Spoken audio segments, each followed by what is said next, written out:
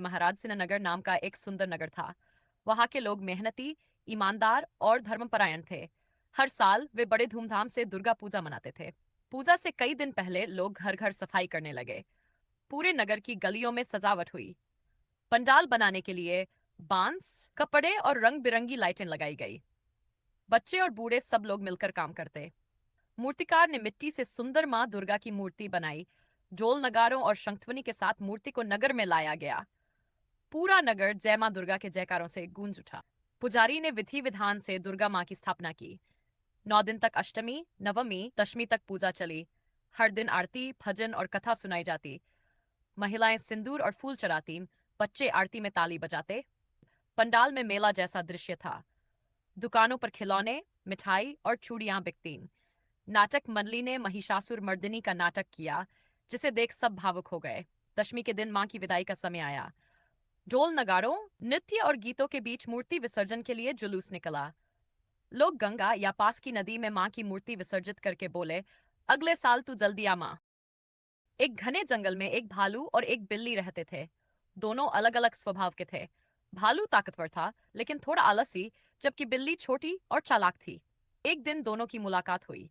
भालू ने बिल्ली से कहा, तुम बहुत छोटी हो, लेकिन अगर चाहो तो हम दोस्त बन सकते हैं। बिल्ली ने मुस्कुराकर कहा, दोस्ती में बड़ा छोटा नहीं देखा जाता, दिल देखा जाता है। कुछ दिनों बाद जंगल में शिकारी आ गए। उन्होंने जाल बिछाया ताकि कोई जानवर फंस जाए।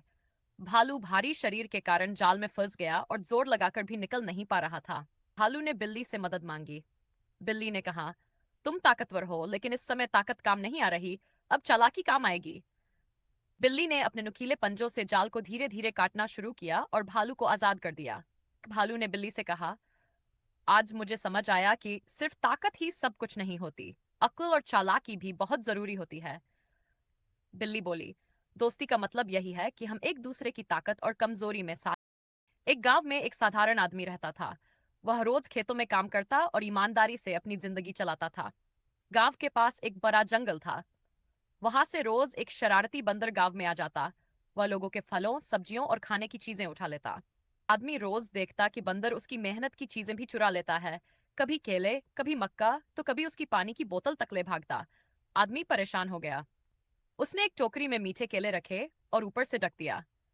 टोकरी में इतना छोटा छेद था कि बंदर का हाथ अंदर जा तो सकता था, लेकिन बाहर निकलते वक्त अगर केला पकड़ा हो तो हाथ फंस जाता। बंदर आया, केला उठाने के लिए टोकरी में हाथ डाला। जब उसने केला पकड़ लिया तो उसका हाथ बाहर नहीं आया। वह छोड़ना नहीं चाहता था और चिल्लाने लगा। आदमी आया और बंदर को देखा। उसने कहा, देख, लालच हमेशा इंसान या जानवर दोनों को फंसा देता है। अगर तू केला छोड़ देता तो आजाद हो जाता। एक बंदर ने समझ लिया और केला छोड़कर भाग गया।